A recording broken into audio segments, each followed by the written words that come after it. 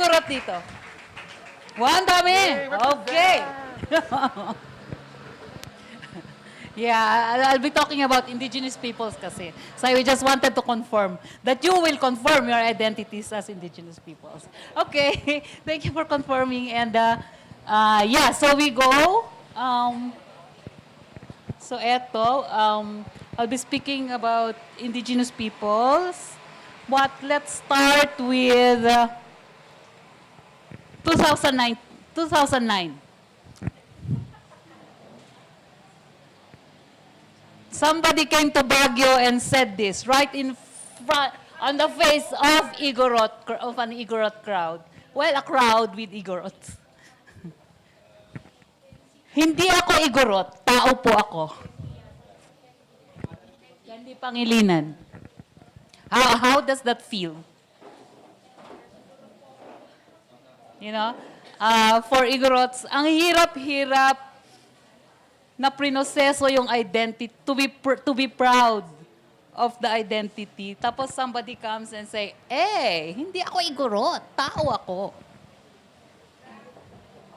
Is that right?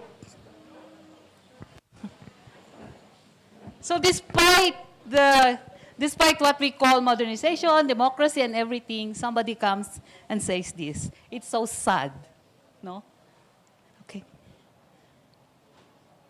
So yeah. So before, so that's just a starter for Igorots. Let's shift. Let me shift. Ay, hindi siya makita ano. Sorry. So let's just keep that in mind, and let's shift into something else.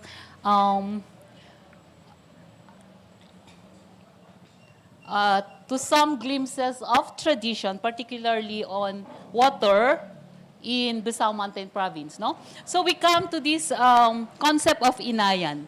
It's a concept that is kind of spiritual, superstitious, ganyan. Ang dating sa atin, no? When somebody says inayan, ganyan. Oops, hindi pwede. So can we go back? Back. Yan. So this is just an illustration. These are just glimpses. So when we go to the village, my village, particularly sa Bisao, you're not supposed, hindi ko na mabasa. There's no grazing of animals near the water sources. Spitting, not just of mama, and using soap or washing near the near water sources are not allowed. That includes field, not tilling. You have to till the fields around the water source manually. You cannot use a carabao or a cow to till the land, no? And that human or animal remains, yung patay, yung carcass, cannot be transported near the water source. Why? Because the Ibisaos believe that the water is inhabited by a certain being. And if these things happen, grazing of animals and things like that, it displeases the nakinbaoy, no? If this happens, if somebody does this, the spirit of the water will be maukos or tumayaw. It will be displeased and will get away from its habitat. Therefore, the end of the story here is the water will be depleted. So you lose. So the people will lose a source of a very important, significant resource for life, no? So that's it. So, I'm getting all cues here, sorry. So I have to be here. So yan. So inayan comes as a natural belief, but it actually functions to ensure that the integrity of the water, the water resource as a basic need is ensured. And then secondly, this one reflects an understanding of the relationship between man, nature. between man and water and the surrounding, the whole environment, the whole ecological system, actually, that ensures that the life of man will progress, no? So next. So Inawan is actually a simple caution of don't. It applies to relationships with one's neighbor, one's environment, the ecosystem as a whole.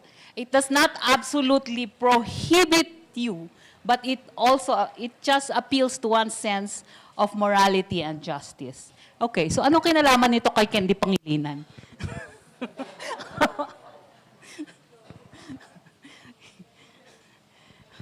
Yeah, so there.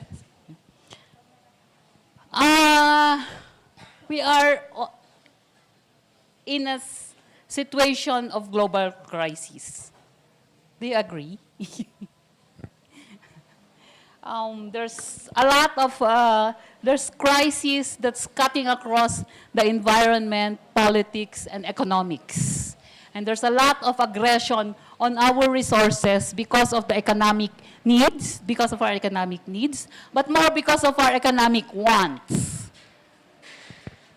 Our notion of needs has turned into wants that sometimes we we also forgo the. We prioritize our vision, put a lot of weight on our visions for comfort. No, it's a crisis that has been brewing with the depletion of resources due to man's activities. Next. No? And it's a crisis that's threatening a war of a different sort, no? A war that threatens life and life with dignity. This is the race for the remaining resources. But on the other hand, governments have committed to address this through the Sustainable Development Goals, no? This is what we call now as the Agenda 2030. But this is a totally different story, no? The Sustainable Development Goals. Although the SDGs envisions to end poverty, protect the planet, and ensure that all people enjoy peace and prosperity.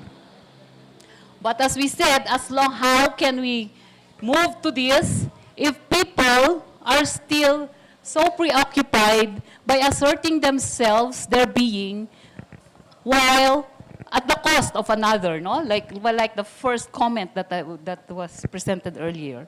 So it's like what I'm saying here is, as long as discrimination prevails, there will always be one who is left behind. Next. So, yeah. So no matter how small, no?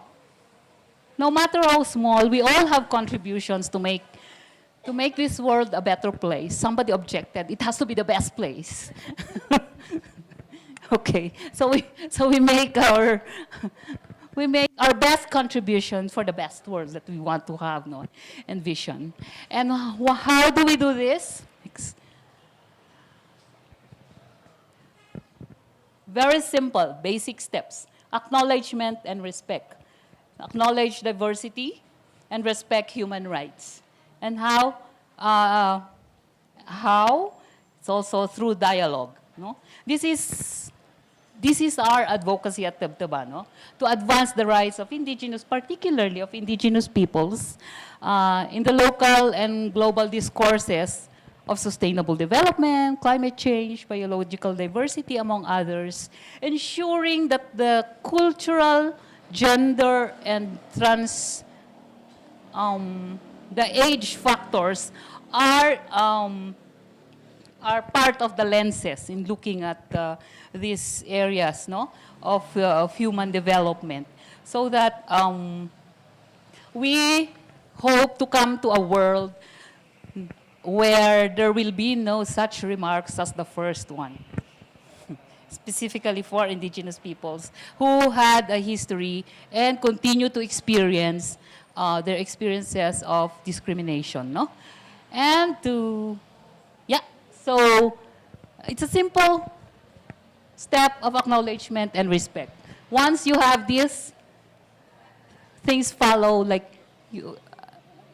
I think things will follow to respect on the respect for human rights, where and that where and in that sense the what you call this discrimination is combated. There's equality for all, and there's a sense of justice and dignity in life. Thank you.